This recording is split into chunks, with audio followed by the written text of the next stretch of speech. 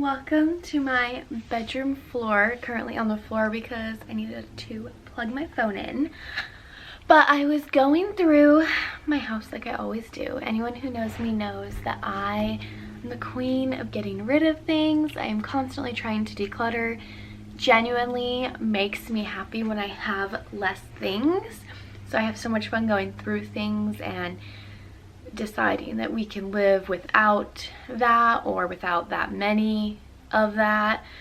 And as I was doing it, I was like, wait, I should share this. I want to share some tips that I've came across or just developed over the last little bit, probably a couple years, that have helped me kind of keep our house decluttered and like a flow with it, so it doesn't get super backed up and like I have so much stuff and then declutter and so much stuff and then declutter. It's kind of like a natural flow. Again, I want to say, I feel like I always need to say this because I don't want people to think that like there's no clutter in my house at all. Definitely have things we hold on to. We both have like a box of like sentimental stuff from high school, my cheer uniforms, things like that.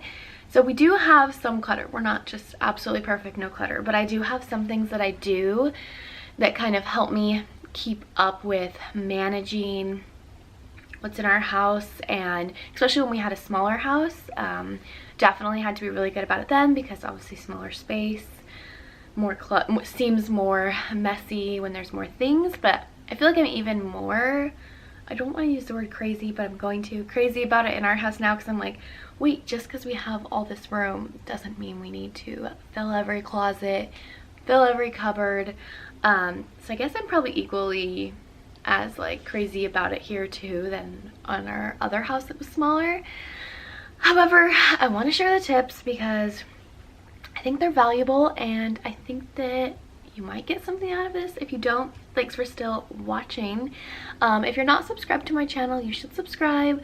And if you like this video, let me know, give it a thumbs up, all of that fun stuff. But let's get into my tips. I wrote my tips down, so if you see me look at my phone, that's why. Tip number 1, as things come in, things go out.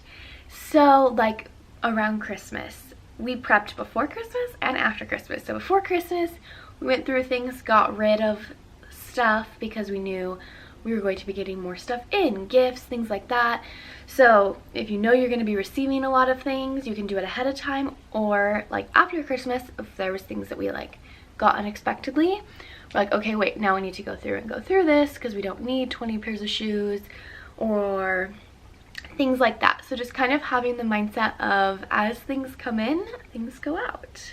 It's a simple process and it's not as hard as you would think because you're really excited about getting that new product, that it's okay to let go of the old one or the one it's replacing. My second tip would be being okay with saying no to things, especially free things. You know, neighbor has a free couch, grandma has a free nightstand. You do not have to say yes and take everything. It is okay to respect the boundary of what you want to bring into your house and say no to things.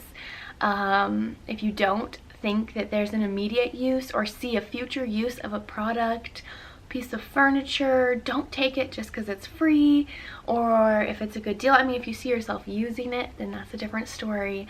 That's my second tip. Don't feel obligated to take things just because they are free.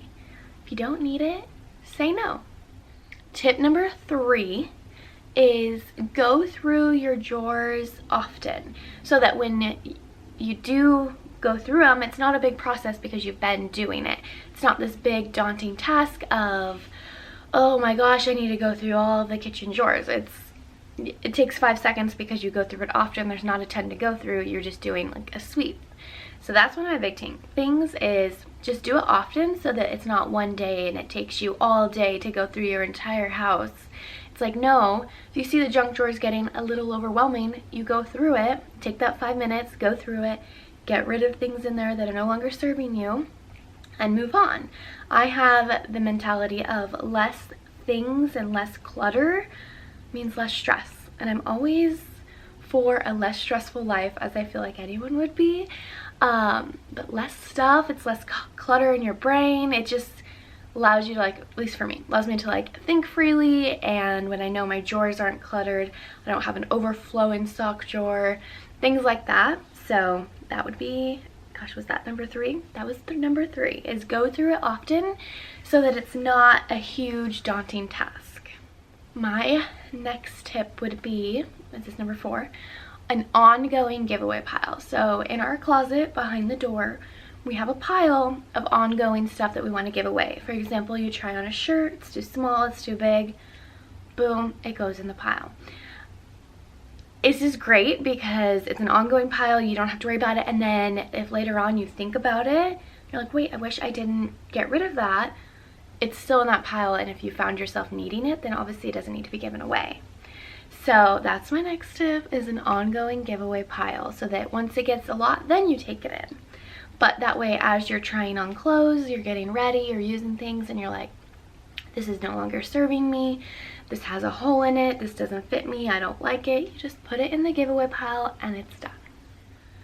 Tip number 5 is going to be, oh, this one kind of goes hand in hand with what I just said.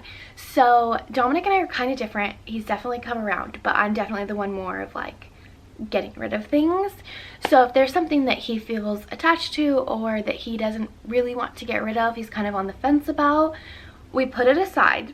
And if he doesn't reach for it or find himself needing it within like a few months, that shows that he doesn't need it. You don't need, if you know, if during that time you're like, oh wait, I needed that belt, then you go and you get that belt and you realize that you're right, it doesn't need to be given away. Or if you find yourself never reaching for that belt, it's time to release it. You didn't need it in 3 months, you're not going to need it in the next 3 months. So that kind of goes hand in hand with the giveaway pile, is if you're not sure about something, or if you find yourself having a hard time releasing something, put it aside and give it time. You don't have to just throw away everything, but give it some time to see if you do reach for it, if you do truly need it, and then go from there. Okay, tip number 6 is what I believe we're on.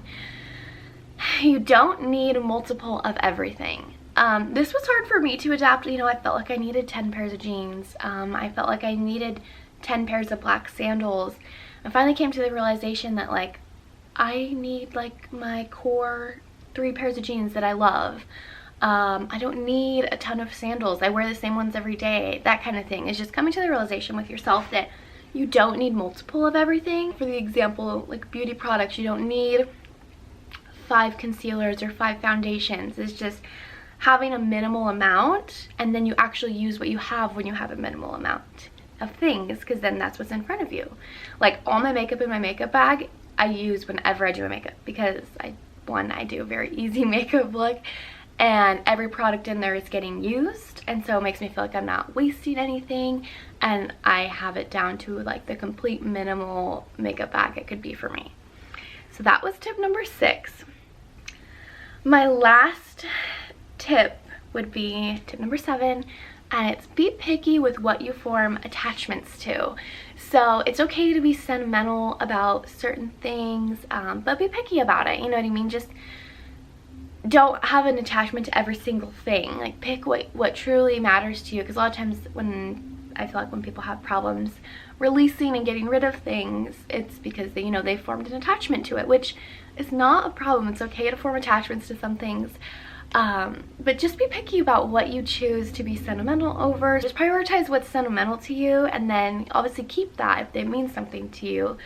But don't let yourself say that for everything just because of like the fear of getting rid of it, or I don't know, just the fear of like not having it, or having less is, to me, having less is the goal.